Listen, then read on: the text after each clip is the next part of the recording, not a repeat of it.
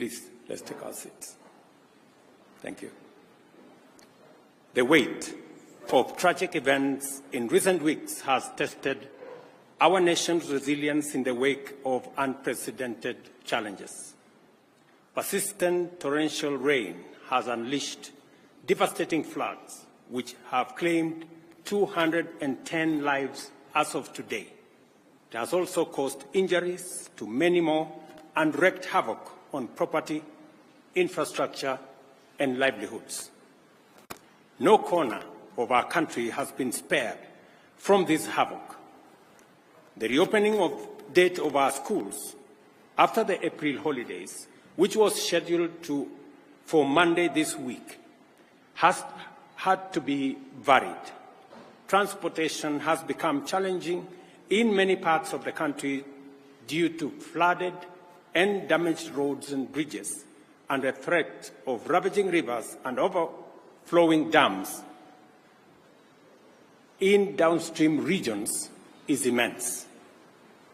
Water volumes in the Seven Forks Hydroelectric Power Dam have hit historic highs, with Masinga and Kiambere dams already spilling over through the managed spillways and threatening to overflow into neighboring settlements and causing devastation downstream in Garissa and Tana River counties. Sadly, we have not seen the last of this perilous period, as the situation is expected to escalate. Meteorological reports paint a dire picture. The rains will persist, increasing both in duration and intensity for the rest of this month and possibly after.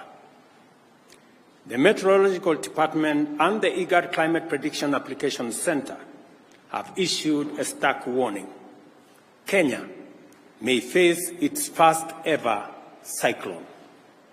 This cyclone, named Hidaya, could hit any time and is predicted to cause torrential rain, strong winds, and powerful and dangerous waves, which could potentially disrupt marine activities in the Indian Ocean and settlement along the Kenyan coast. Our country must act decisively and swiftly to mitigate the devastating impacts of the present crisis and protect life and property. The loss of human life, displacement of people, and destruction of property has been most profound within fragile ecosystems, on which the government has taken the following steps. First, the government has mapped out 178 dam and water reservoirs situated within public and private lands in 33 counties, which are already full and present imminent danger to adjacent settlements and people. Second, areas prone to landslides and mudslides in various counties have been identified as high-risk areas from which the adjacent settlements have to be evacuated. Third, relocation notices have been issued to all persons living in unplanned settlements within riparian reserves along rivers, streams, and other water courses. Acknowledging the gravity of this unfolding situation, the Cabinet has met 3 times over the last 10 days to provide leadership on a whole-of-government response to this crisis. To support disaster response and mitigation efforts across the country, the Treasury has been directed to provide adequate resources and work with other development partners to provide for the purchase and supply of food, medical, and other non-food items. County security committees are directed to determine on a case-by-case basis the radius that shall constitute the scope of the area subject to evacuation and mandatory relocation that has already been pronounced. The county security committees are further directed to continuously monitor other dams and water reservoirs across the country that may not be presenting a risk now, but could do so in the event of further precipitation. The Kenya Defence Forces and the National Police are directed to deploy resources, personnel, and equipment for carrying out coordinated public safety and risk mitigation operations in as many parts of the country as they have installations. Security agencies are further directed to enlist the support of the National Youth Service and work with the national government administration officers to respond to this emergency, including ensuring timely, orderly, and human evacuation of all persons at risk. Cabinet secretaries will spearhead disaster response and mitigation efforts across the country, and to this end, ministries, departments, and agencies are directed to work closely with the National Disaster Operations Center and security agencies to ensure the whole-of-government approach to the management of the prevailing crisis. The government, working with stakeholders, has put in place adequate measures to provide temporary shelter, as well as food and non-food essential supplies. The ministry responsible for special programs is directed to work with development partners and relevant humanitarian organizations to mobilize adequate food and non-food supplies to support all affected persons in every part of the country. The Ministry of Agriculture and Livestock Development, through the National Cereals and Produce Board, is directed to make available food supplies in government stores to support this effort. The Ministry of Health is directed to work with development partners, including the World Health Organization, AMREF, Red Cross, UNHCR, World Food Programme, and other relevant humanitarian agencies to mobilize resources and logistical support to avail essential drugs, food, and other medical supplies to those affected. The Ministry of Interior is directed to coordinate the relocation and evacuation of the affected members of the public, identification of sites for temporary shelter for displaced persons, and supervise the overall support program. The Ministry of Education is directed to postpone the dates of reopening of all schools in the country for the second term until further notice. Members of Parliament are requested to reorganize the CDF allocations to prioritize reconstruction of school infrastructure that has been damaged as a result of the floods ravaging the country. As the national government plays its role in dealing with the current situation, I request and urge county governments, development partners, and private sector to join in these efforts and provide support as, where, and when they can. In Nairobi, settlements in riparian reserves have complicated the response efforts and compounded and aggravated the risk to human life, safety, and property destruction.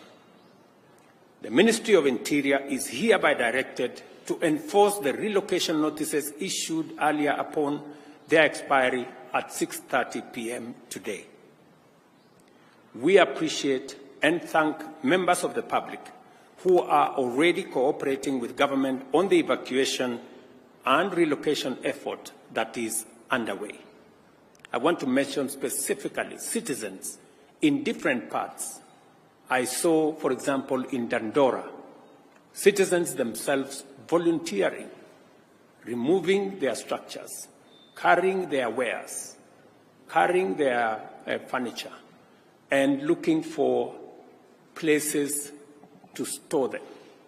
It is an encouraging development that citizens are part of the solution and they are participating in the evacuation and relocation efforts. Further, the government appreciates the goodwill demonstrated by thousands of individuals and institutions, volunteers, and others who have made tremendous input into alleviating the suffering and pain by those affected by the prevailing crisis.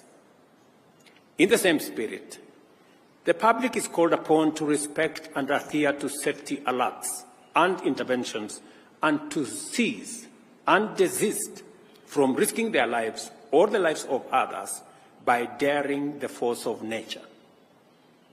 Kenyans must avoid endangering their lives by recklessly attempting to cross flooded rivers or drive on waterlogged roads. I extend my gratitude to the media for their commitment to contribute airtime worth Kenya shillings 100 million to support response to this crisis. The measures we are taking at present are aimed at responding to the current crisis in the immediate and the short term. For us to comprehensively address such a threat in the long term, we have to acknowledge and act to reverse the adverse effects of climate change. The current unprecedented crisis of floods that our country is experiencing, as well as the recent devastating drought our country faced, the worst in 40 years after 5 consecutive failed rains, is a direct consequence of our failure to protect our environment, resulting in painful effects of climate change as we are witnessing today. Our country will remain in this cyclical crisis for a long time unless and until we confront the existential threat of climate change. Our climate action agenda is informed by the sad reality that our country's future remains under threat until we restore our degraded ecosystems, including forests, rivers, and wetlands. We must therefore remain committed to confront this existential challenge and do it head-on. It is imperative for us to prioritize environmental conservation efforts and implement aggressive reforestation and wetland restoration programs. Scientific evidence indicates that restoring our natural habitats is our best defense against escalating weather extremes. To this end, I urge you, fellow citizens, to sustain and intensify your positive response to the ecosystem restoration agenda, which aims to grow 15 billion trees nationwide within the next 10 years. This year's program on climate action agenda will be made public in the coming days.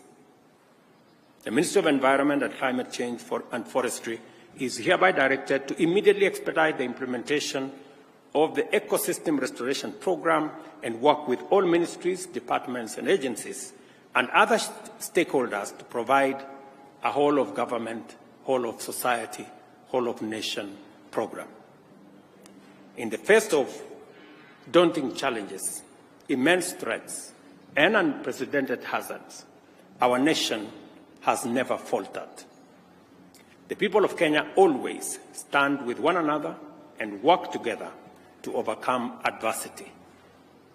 We are called upon once again to join hands in this critical juncture and support each other until this season passes, and afterwards, in all endeavors to secure a sustainable future for generations to come. Together, we will win the war against climate change, and also we will build a resilient nation. Thank you very much. God bless you, and God bless our great nation, Kenya. Asanteni sana.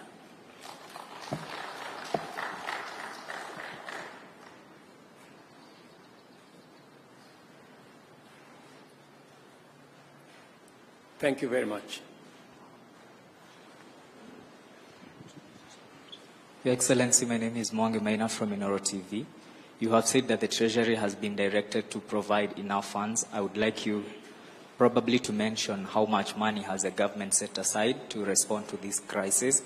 Again, you have asked the county governments to work in collaboration with the Ministry of Interior. We have seen some counties have already started setting aside money to respond to this crisis. So how will the national government and the county government work hand in hand to ensure that there is a seamless response? Thank you.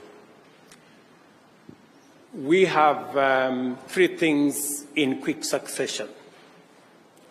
Treasury has been mobilized to, number one, prioritize disbursements to counties to make sure that counties have the necessary resources to deploy intervention to manage this crisis.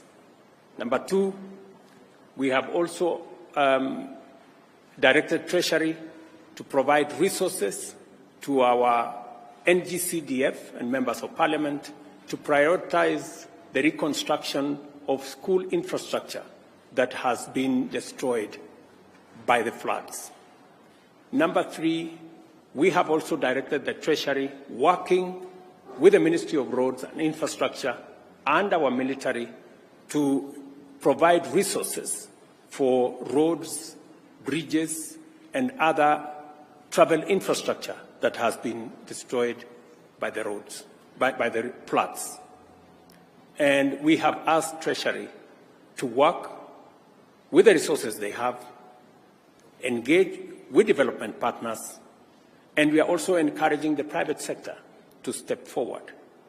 In fact, private sector persons, individuals, and organizations who wish to contribute to this national effort, the Office of the Deputy President will coordinate that effort.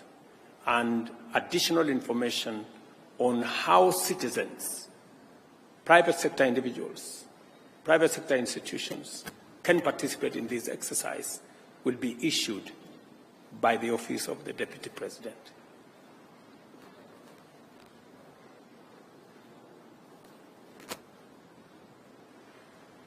Mr. President, my name is Paul Kirobi from TV47. I have a question pertaining to the doctor's strike. How will the government ensure that Kenyans continue to get healthcare services? And another question, what is the status of the dams that were earmarked for the construction by the government? Thank you. I think let's keep to the subject of this press conference. Other matters will be handled differently. Thank you very much. Your Excellency, my name is Safina Ching from Citizen TV. I have a question. Most of the Kenyans are not sure where to go when they are receiving this warning that they should move to higher grounds. Probably just explain to us what exactly the government has done to provide order and organize them to know where to go when they are told to move to higher grounds. Members of the provincial administration, members of the national government administration officers, our security agencies are already working with communities, with county government officials, on identifying the areas that citizens can be relocated to. There is a whole of government process underway in different parts, especially in the fragile areas that we believe are dangerous and we need to evacuate citizens. So there is already a comprehensive plan run by the Ministry of Interior, working with county governments, working with communities on the ground. And that is why I was saying some community members have demonstrated tremendous patriotism and cooperation by being available to be evacuated, participating in the relocation exercise. And it is commendable that citizens themselves are taking charge of this process, working with members of the national government, the county government, and our security agencies. Naitwa Sarafina Robi kutoka KBC. Swali langu ni kuhusiana na ufunguzi wa shule. Itakuwaje kwa zile shule ambazo wanafunzi walikuwa washarejea shuleni, na vile vile kwenye Wizara ya Elimu tunatarajia kuweza kuona kusoma kupitia mfumo wa kidijitali? Wizara ya Elimu tayari iko na maagizo na maelezo ya vile mambo ya shule itaendelea kutoka hapa. Tumesema mashule yale yalikuwa yanatarajiwa kufunguliwa Jumatatu, sasa hayatafunguliwa mpaka pale mwongozo mpya utakapotolewa, na wizara inaelewa vile itashirikiana na waalimu na viongozi wa mashule kuendeleza sekta hiyo ya elimu kama janga hili litaendelea baada ya wiki ijayo. Serikali itatoa mwongozo zaidi baada ya wiki ijayo. Thank you very much. God bless you. See you next time.